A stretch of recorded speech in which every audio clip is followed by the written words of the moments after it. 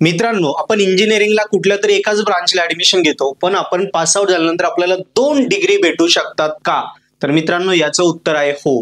मग हे कसं होतं तेच या व्हिडिओमध्ये डिटेलमध्ये मी तुम्हाला सांगणार आहे. हे बघा, ही प्रोसेस आहे. या प्रोसेसला म्हणतो आपण हॉनर डिग्री. मग आता हॉनर डिग्री काय, कशी घ्यायची, कसं अप्लाय करायचं, सगळ्या गोष्टी आपण या व्हिडिओमध्ये क्लिअर करणार आहोत. सो मित्रांनो, हॉनर डिग्री आता त्याच्याविषयीचे सगळे डिटेल क्वेश्चन आपण इथे कव्हर करू, कारण सगळ्या मुलांनी किंवा खूप मुलांनी मला हा प्रश्न विचारला होता. ओके, सो पहिला प्रश्न, हॉनर डिग्री म्हणजे काय? ऑलरेडी क्लिअर केलं की इंजिनिअरिंग करताना आपली जी मेन ब्रांच मध्ये आपण फर्स्ट इयर किंवा डायरेक्ट सेकंड इयरला ऍडमिशन घेतलं होतं ती आपली मेन डिग्री, आणि तिला एक सपोर्टिव्ह आपण सेकंड डिग्री घेऊ शकतो. ओके, सो याला म्हणतात हॉनर डिग्री. म्हणजे एका वेळी तुम्हाला इंजिनिअरिंग झाल्यानंतर समजा तुम्ही IT ला ऍडमिशन घेतलं आणि तुम्ही त्याच्यासोबत हॉनर मध्ये मेकॅनिकल्स पण डिग्री कंप्लीट केली, तर तुमचा रिझल्ट कसा येईल? IT engineer with honour mechanical engineering, असं. IT engineer with honour mechanical engineering असं. म्हणजे हा मेन IT इंजिनियर आहे, पण त्याने ऑनर मध्ये, म्हणजे एक ऑनरचा अर्थ मराठीत काय होतो? आपण म्हणतो की कुणाला हे करणं, थोडक्यात ऑनर करणं म्हणजे काय की प्रोत्साहन देणं, किंवा अजून त्याला स्पष्ट अर्थ काय येईल की ऑनर करणं म्हणजे गौरव करणं. येस, गौरव करणं. ओके, याला म्हणतो आपण honour. Okay, so IT engineering ही त्याची मेन डिग्री, पण त्याने गौरवास्पद, कौतुकास्पद म्हणजे त्यांनी मेकॅनिकल इंजिनिअरिंग सुद्धा कंप्लीट केलेली आहे. सो अशा प्रकारे या 2 डिग्री एका वेळी आपल्याला घेता येतात एकाच इंजिनिअरिंग मध्ये, फक्त 4 वर्षामध्ये, फर्स्ट इयर नंतर किंवा डायरेक्ट सेकंड इयर नंतर. आपल्या कंप्लीट डायरेक्ट सेकंड इयर असेल तर 3 वर्षात, फर्स्ट इयर पासून असेल तर 4 वर्षातच. यासाठी एक्स्ट्रा वर्ष द्यावे लागत नाही. ओके, आता हे क्लिअर झालं. नंतर किती डिग्री घेऊ शकतो? तर मित्रांनो, एक आपली मेन डिग्री आणि तिला जोडून एक सपोर्टिव्ह डिग्री. तर एका वेळी फक्त 2च डिग्री भेटतात. म्हणजे IT मध्ये आहे तर तुला सिव्हिल घेता येईल, सिव्हिल आणि मेकॅनिकल 2 नाही घेताना, कुठली तरी एकच घेता येईल. आता कुठल्या ब्रांच साठी घेता येते? तर कुठलीही ब्रांच तुम्ही घेऊ शकता. समजा सिव्हिल वाला आहे, त्याला वाटतं मला कॉम्प्युटर इंजिनिअरिंग घ्यायची ऑनर मध्ये, माझी मेन ब्रांच सिव्हिल आहे, घेऊ शकतो का? तर घेऊ शकतो. ENTC वाल्याला वाटलं माझी मेन डिग्री ENTC, पण मला पाहिजे केमिकल इंजिनिअरिंग ऑनर मध्ये, तर तो घेऊ शकतो. सो कुठलाही ब्रांच वाला ज्याची ती मेन ब्रांच आहे ती सोडून कुठल्या पण इंजिनिअरिंग ज्या भारतात ब्रांचेस आहेत ते कुठलीही डिग्री इंजिनिअरिंग मध्ये तो ऑनर डिग्री मिळू शकतो. क्लिअर झालं? आता प्रोसेस काय असते?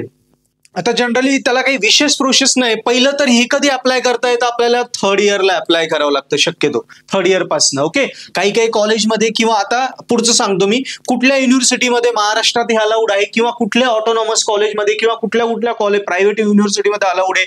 तर महाराष्ट्रामध्ये सर्व युनिव्हर्सिटीमध्ये ऑनर डिग्री अलाउड आहे. तसंच ऑटोनॉमस कॉलेजेसमध्ये सुद्धा अलाउड आहे. डीम युनिव्हर्सिटीजमध्ये, प्रायव्हेट युनिव्हर्सिटीजमध्ये सुद्धा अलाउड आहे.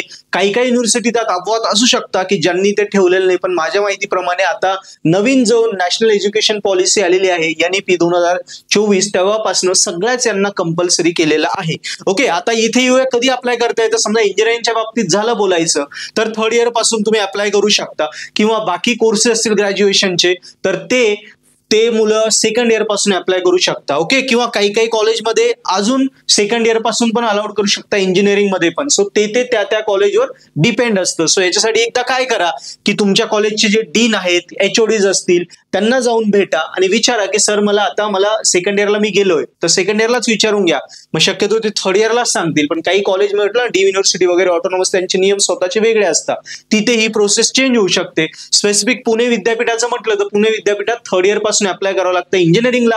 बाकी स्ट्रीमला जे आर्ट, कॉमर्स, सायन्स वगैरे त्या डिग्रीला माझ्यामध्ये 2nd इयर पासून करावं लागेल. मला त्याचं कन्फर्म नाही, पण इंजिनिअरिंगचं मला माहिती. मग आता काय करायचं? कॉलेजच्या डीनकडे जा, HODs कडे जा, प्रिन्सिपलकडे जा, त्यांना सांगा की मला ऑनर डिग्री, माझं समजा IT इंजिनिअरिंग चालू आहे, मला ऑनर मध्ये मला ENTC इंजिनिअरिंग पण कंप्लीट करायची, सो ऑनर डिग्री कशी घ्यायची? मग ते तुम्हाला प्रोसेस सांगतील. छोटीशी प्रोसेस असते, फॉर्म भरायचा असतो, तो भरून द्यायचा. त्याला काही वेगळी फी का? फीज वगैरे बिलकुल नाही. जी तुमची कॉलेजची फी तीच फी, सो हे फ्री आहे. नंतर सब्जेक्ट कुठले घ्यायचे? आता सब्जेक्ट कुठले घ्यायचे हे कसं ठरतं की युनिव्हर्सिटीने, जसं प्रत्येक युनिव्हर्सिटीने ठरवून दिले.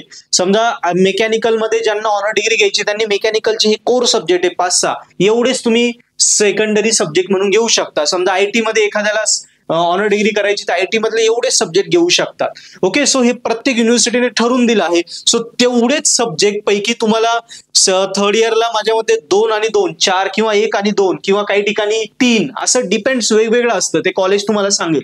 सो तेवढे सब्जेक्ट तुम्ही तुमच्या मेन स्ट्रीम सोबत कंप्लीट करायचे. म्हणजे समजा थर्ड इयर, आता उदाहरण घेऊया, समजा थर्ड इयर IT ला तुम्ही, थर्ड इयर IT ला तुम्हाला आता हे चालू आहे 5वं सेम, 5th सेम मध्ये तुम्हाला समजा 5 विषय आहेत IT आणि ऑनर डिग्री पण घ्यायची. सो ऑनरचे समजा कॉलेजने किंवा युनिव्हर्सिटीने रूल दिला असेल की ऑनरचे तुला 2 घ्यावे लागतील. समजा सिव्हिल मध्ये जायचं तर सिव्हिल मधले कोर सब्जेक्ट तुला घ्यावा लागेल. समजा सॉम घ्यावा लागेल, मॉस घ्यावा लागेल किंवा water waste and system WWS हा सब्जेक्ट घ्यावा लागेल. सो हे दिलेलं असतं, ते कॉलेज तुम्हाला सांगतं ते सब्जेक्ट, म्हणजे 5 पण द्यायचे तू आणि हे 2 पण द्यायचे.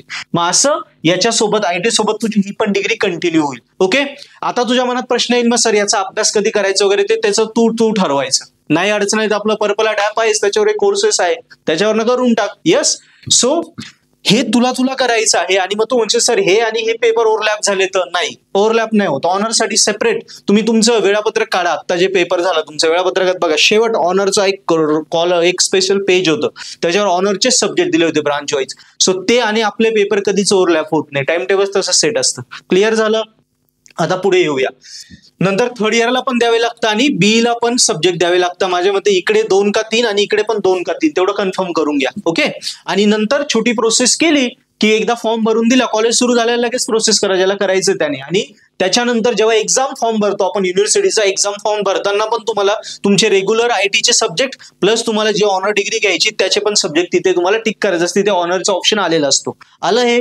ओके, नंतर आलं वेटेज. आता समजा माझं IT झालंय आणि मी सिव्हिलला ऑनर केलंय, सो दोघांचं वेटेज सेम आहे का?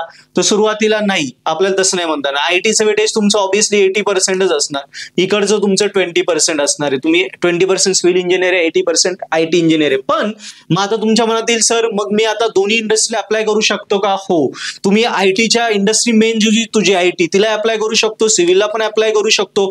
पण तुला माहिती की सिव्हिलला मी थोडा कच्चा आहे, ITला मी पक्का आहे, तू निर्णय घ्यायचा तुला कशात जायचंय. ओके, पण इकडे जर आता तुला वाटतंय मी IT मध्ये झालो पण मला सिव्हिल मध्ये जायचं, तर मग सिव्हिलचे काही एक्सटर्नल कॉलेज नंतर काही कोर्सेस असतात, ते कोर्सेस कर, त्यांनी स्वतःला डेव्हलप कर आणि मग तू सिव्हिल मध्ये ट्राय घेऊ शकतो. मी एक उदाहरण दिलं. ओके, सो ही ओव्हरऑल अशा प्रकारे ऑनर डिग्रीची डिटेल प्रोसेस होती.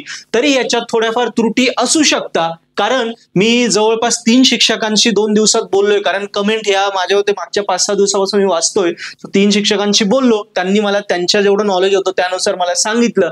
यस, तसंच मागे आम्ही एक पॉडकास्ट दिला होता गुरु गोविंद सिंग इंजिनिअरिंग कॉलेजचे प्राचार्य निकम सर, त्यांच्या पॉडकास्टमध्ये पण त्यांनी ऑनर डिग्री विषयी सांगितलं, तुम्ही त्या पॉडकास्टमध्ये चेक करू शकता. यस, तसं मी माझ्या माहितीनुसार सांगितलं. हे 90% असंच आहे प्रोसेस. याच्यात 10% थोडीफार व्हेरीफाय होऊ शकते. सो त्यासाठी तुम्ही तुमच्या कॉलेजच्या डीन असतील, HODs असतील त्यांच्याशी बोलून थोडीफारच चेंज होऊ शकते.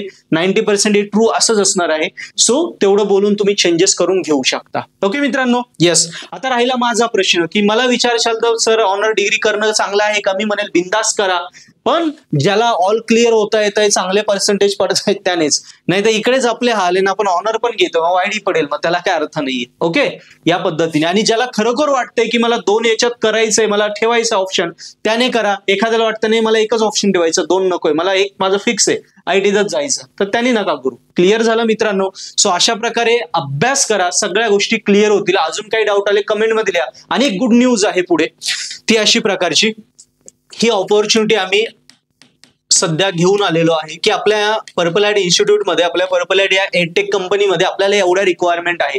आपण हायरिंग करतो आहे. जसं व्हिडिओ एडिटर ऑलरेडी या सगळी टीम आपल्याकडे आहे, पण आपण एक्सपांड करतोय. सो आपल्याकडे व्हिडिओ एडिटर, एक चांगल्या एडिटरची आपल्याला रिक्वायरमेंट आहे. तो चांगल्या प्रकारे एडिटिंग करू शकतो, थंबनेल्स करू शकतो. तो तुमच्या कनेक्टमध्ये कोणी असेल तर तुम्ही नक्की त्यांना तुमच्या आजूबाजूला नातेवाईकांमध्ये सर्कलमध्ये कोणी असेल सजेस्ट करू शकता. व्हिडिओ एडिटर एक. त्याच्यानंतर कॉन्टेंट रायटर जो लिहू शकतो म्हणजे लिहिता वाचणं नाही, लिहू शकतो म्हणजे व्हिडिओ लिहिणं, त्यात काय बोलायचं, काय लिहायचं, ऍडव्हर्टिजमेंट मध्ये काय बोलायचं, मी व्हिडिओ केला त्यात काय बोलायचं, काय पॉईंट घ्यायचा, याला म्हणतात कॉन्टेंट रायटर. त्याच्यासाठी एक रिक्वायरमेंट आहे. आणि ऍक्टिंग करण्यासाठी, जसं मी आता व्हिडिओमध्ये ऍक्ट करतोय बरोबर, तसं रीलमध्ये ऍक्ट करणं, वेगवेगळ्या व्हिडिओजमध्ये ऍक्ट करणं, ऍक्टिंग करण्यासाठी आपल्याला 2 मेल आणि 2 फिमेल ऍक्टर्सची पण रिक्वायरमेंट आहे. याच्यात फ्रेशर कॅन्डिडेट असतील किंवा एक्सपिरियन्स असेल तरी तुम्ही अप्लाय करू शकता. तुमच्या फ्रेंड्सला, जे मुलं कॉलेज करतायत त्यांना नाही, ऑलरेडी तुमच्या कनेक्टमध्ये कोणी असतील, पासआउट असतील, आजूबाजूला बघण्यात असेल, नातेवाईकांमध्ये असेल, ते अप्लाय करायला सांगू शकता. यासाठी काय करायचं, डिस्क्रिप्शन मध्ये आम्ही गुगल फॉर्म दिलाय, त्या फॉर्म मध्ये तुम्ही तुमची डिटेल भरा. नंतर आम्ही 2-4 दिवसांनी तुम्हाला कॉन्टॅक्ट करूया आणि त्या हिशोबाने नंतर आम्ही हायरिंग करू. जॉब लोकेशन असणार आहे Nashik city. Okay, so Nashik किंवा नाशिकला परिसरातलीच मुलांनी केलं तर जास्त राहील, किंवा जो कोणी नाशिकला रिलोकेट होऊ शकतो त्यानेच अप्लाय करायचं. बाकी ज्या टर्म्स आहे, पेमेंट वगैरे, ते सगळं चांगलं आहे, ते आम्ही नंतर डिस्कशनच्या वेळी क्लिअर करू. सो मित्रांनो, व्हिडिओ आवडला असेल, फायदा आला असेल, नक्की चॅनल सबस्क्राईब करा आणि अजून काही तुमचे डाऊट्स असतील नक्की विचारत जा, कारण इंजिनिअरिंग बेस करण्यासाठी पर्पल ॲट आहेच. उद्यापासून मी प्रत्येक डिपार्टमेंटचे सेकंड इयर 2024 पॅटर्नचे जे नवीन सिलेबस आले ते डिटेल एक्सप्लेन करण्यासाठी मला मुलांनी विचारलं होतं. सो खूप मुलांनी कमेंट केली होती, ते डिटेलमध्ये मी आता एक्सप्लेन करणार आहे. Okay, thank you.